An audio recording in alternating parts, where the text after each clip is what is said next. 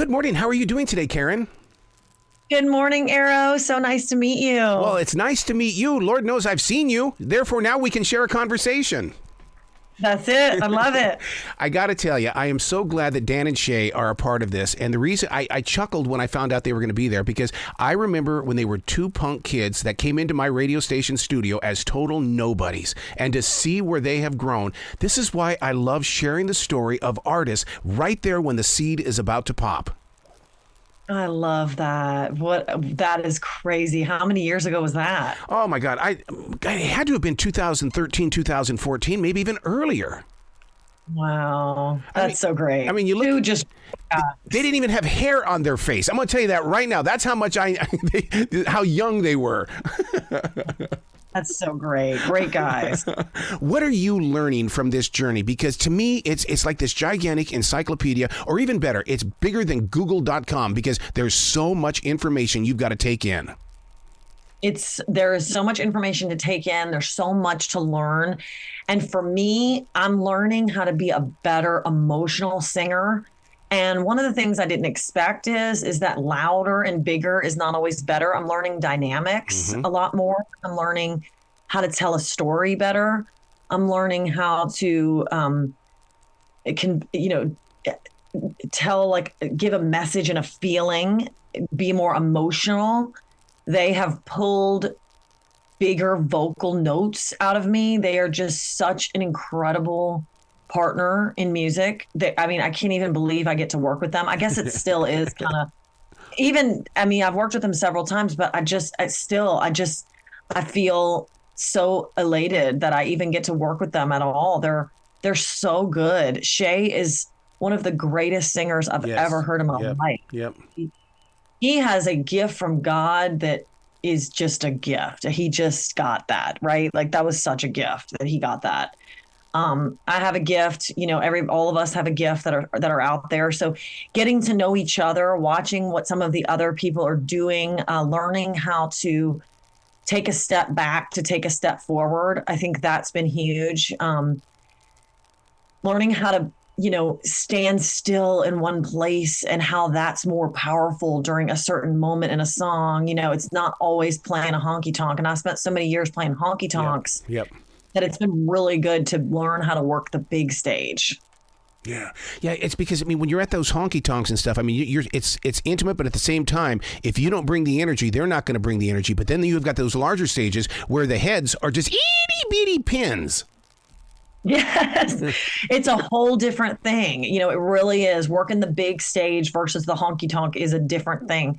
But I am glad that the voice happened to me later in my career when I do have the honky tonks under my belt, so that I can expand upon that. And also, I'm so thankful because I've been in so many situations where the speakers were blown, the monitors, you couldn't vocal. So to be out in Los Angeles with the in-ears and the perfect sound, it's such a treat. It's a blessing. It's a treat. It's an honor. It's a blast. When you're pampered like that, how do you step back into the real world? I guess I'm just so used to it. I'm so used to doing my own sound checks, working with sound people, having issues. Ooh, we need to turn this up. We need to turn this down. I'm just so used to that it's almost like, if you're so used to eating, at Logan's Steakhouse, and then one night you get to go to some fancy steakhouse, that doesn't mean you don't appreciate Logan's Steakhouse anymore. Like you still love to be casual, and that's kind of how I feel. It's like, I still very much love to play clubs and do what I do. And then to get to go to LA and be pampered like that, it's just kind of like going out to a nice steak restaurant. I'm still going to go back to the honky tonk. I'm still going to be the same artist I am. I love playing for people who are real people that are in the crowd, that are celebrating their weekend and not on television. I love both of them. Don't you think that part of the journey, though, when you say you're playing at the different clubs, don't you think that the club itself is also a fan? Yes. Funny you say that.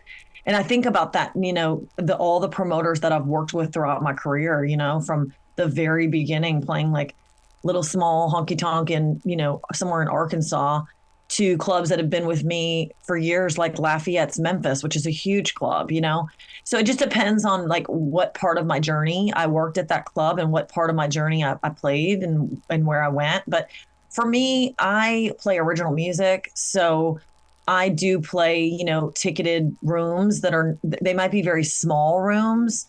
But I don't really, I stopped doing the whole like play until 2 a.m. singing covers a long time ago. Yeah. And that has had its challenges because, when you're playing original music, it has its challenges, but it also has its blessings because you're the only one out, you're the only Karen Waldrop out there singing that song, so it has a special, unique thing that nobody else can do. So many years ago, I was able to realize that and to say, you know what, I'm a songwriter and I would like to play original music. Yeah. Even Darius Rucker will tell you, you got to do a cover song every once in a while so you can get them back into the game.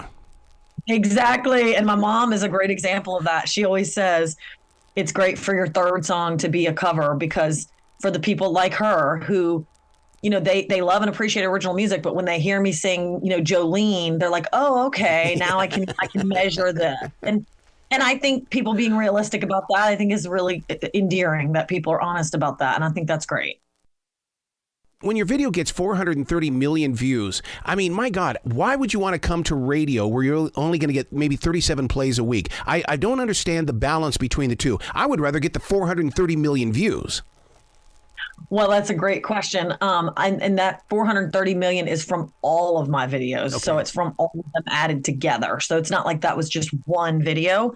And I think the answer to that question is, you're not going to, in any business, you're not going to just sit down and just stop, right? You're always going to push the envelope. You're always going to push and want to expand and grow. So I love making video content. It has been the foundation of what I do. Mm-hmm. It has allowed me to build an online community we call Waldrop Worldwide. And it's people all over the world that love and support music. But at the end of the day, I think I was kind of at a moment, it was kind of a crossroads for me where I had to decide, am I just going to stay in that place? Am I going to stay making videos online? Am I going to stay playing small clubs? Or am I going to take a little bit of a risk and diversify a little and go into a place where it expands it? So being on the air with you this morning is expanding my, what I do, and being on The Voice is expanding what I do. So, I'm just trying to play the Grand Ole Opry. I just have my goals. I'll do whatever it takes to play the Opry. Oh my God. I've been with the members of Leonard Skinner, and for them to tell me that they've played at the Grand Ole Opry, I just sit here and I go, oh my God. Okay, that's awesome. I mean, everybody wants to play the Opry.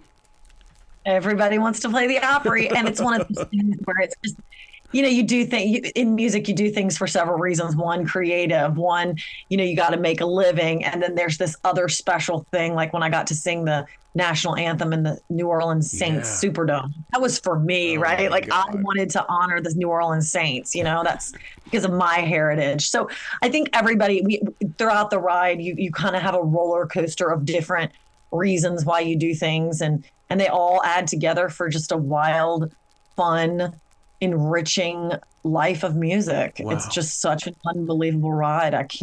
Someone asked me the other day, if I could envision my life without music, and it literally brought me to tears. Yep. I'm like, why would you ask me that? Yeah. I would never even think of that. Why would you ask me that? But it was a sweet question because it did bring me to tears to even think about it. Wow. There's a new song right there.